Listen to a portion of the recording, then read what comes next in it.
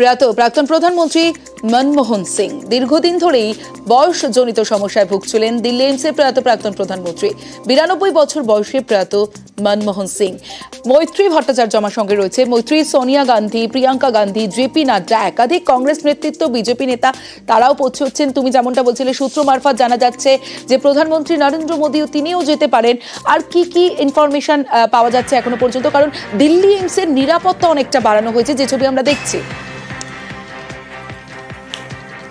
বেষ্টনী অনেকটাই আটোসাটো করা হয়েছে এবং সেখানে আধা সেনা মোতায়েন করা হয়েছে এবং একেবারে এইমসে পৌঁছানোর যে রাস্তা, সেই রাস্তাকে ক্লিয়ার করে দেওয়া হচ্ছে এবং সেখান থেকেই ইতিমধ্যেই আমরা যেটা জানতে পারছি যে প্রধানমন্ত্রী নরেন্দ্র মোদীর যারা সিকিউরিটি টিম রয়েছে তারা ইতিমধ্যেই এসে পৌঁছে গিয়েছেন।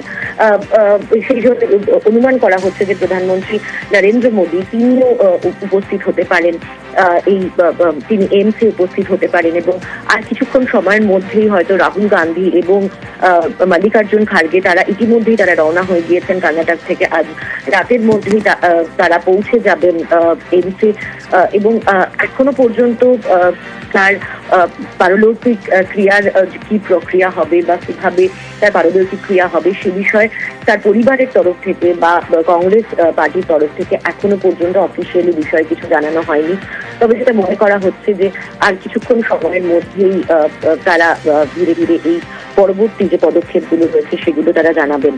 তবে একাধিক রাজনৈতিক ব্যক্তিত্ব তারা এসে উপস্থিত হচ্ছেন। তারা যারা দিল্লিতে, যারা বিশেষত কংগ্রেসের যে যারা শীর্ষস্থানীয় নেতৃত্বরা রয়েছেন, যারা দিল্লিতে ছিলেন না, তারা দিল্লির উদ্দেশ্যে ইতিমধ্যেই রওনা হয়েছেন। আমরা দেখেছি শশী থারুর, তিনি উল্লেখ করেছেন, সচিন পাইলট তিনি জানিয়েছেন, তিনি রওনা দিয়ে দিয়েছেন বেলগাভি থেকে। তিনি জানিয়েছেন রাহুল গান্ধী, মল্লিকার্জুন খার্গে তারা তো আসছেন এবং একাধিক নেতৃত্ব তারা এসে পৌঁছচ্ছেন এইমসে। একে একে প্রত্যেকেই সেই শ্রদ্ধা জানাতে চাইছেন প্রাক্তন প্রধানমন্ত্রী ডক্টর মনমোহন সিংকে।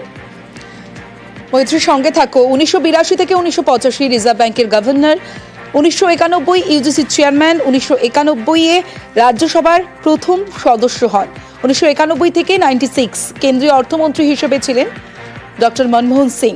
1998 থেকে 2004 সংসদে বিরোধী দলনেতা, 2004 থেকে 2014 দেশের প্রধানমন্ত্রী।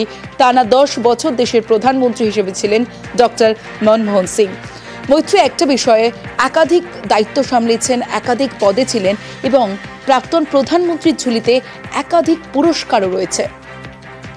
একেবারেই দেখো, যদি তার পুরস্কারের ঝুলি এবং তার শিক্ষার ঝুলি যদি দেখতে যাওয়া হয় তাহলে হয়তো আমাদের সত্যি হিসেব করে ওঠা সম্ভব হবে না। তার কারণ তার যে দীর্ঘ শিক্ষার যে ক্যারিয়ার এবং তারপর যে একাধিক পুরস্কার, একাধিক পদক, সে পদ্মভূষণই হোক বা অন্যান্য শীর্ষ ক্ষেত্রের পুরস্কার, তার শিক্ষাগত ক্ষেত্রেও যদি আমরা দেখতে চাই, একেবারে পাঞ্জাব ইউনিভার্সিটি এবং তারপরে কেমব্রিজ, অক্সফোর্ড, একাধিক বিশ্ববিদ্যালয়ের তার শিক্ষাগত ক্ষেত্রে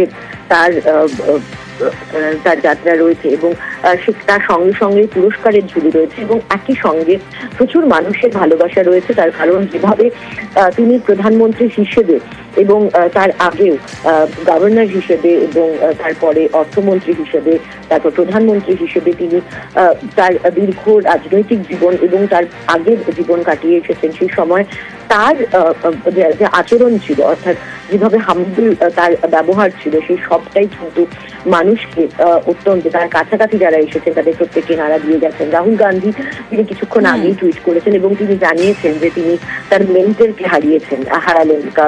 রাহুল গান্ধী, তিনি বিরোধী দলনেতা, তিনি অনেক কিছু শিখেছেন বলে জানিয়েছেন প্রাক্তন প্রধানমন্ত্রী মনমোহন সিং এর থেকে এবং আজ তার প্রয়াণে তিনি নিজের একজন মেন্টরকে হারিয়েছেন বলে জানিয়েছেন রাহুল গান্ধীও।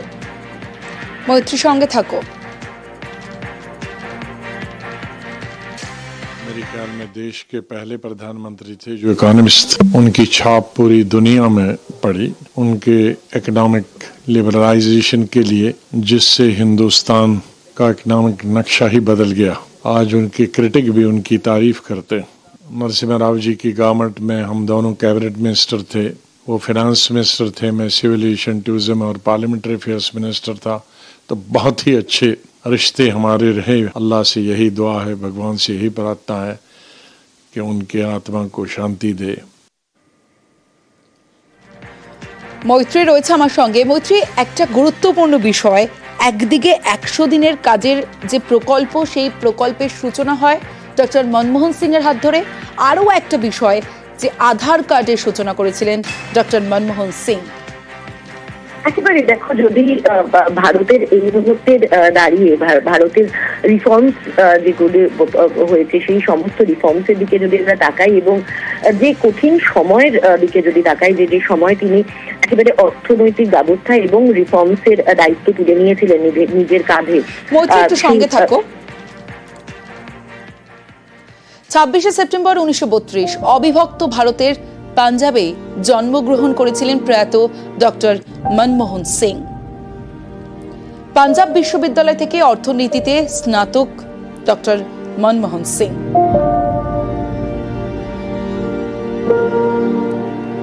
কেমব্রিজ বিশ্ববিদ্যালয়ে পিএইচডি।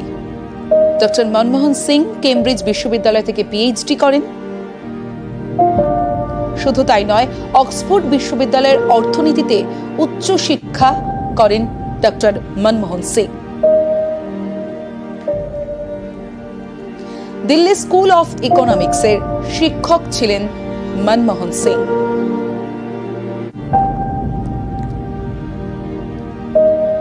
1972 অর্থমন্ত্রকের প্রধান উপদেষ্টা নিযুক্ত হন মনমোহন সিং। শিক্ষকতা, তারপরে প্রধান উপদেষ্টা, অর্থমন্ত্রকের সচিব হন 1976।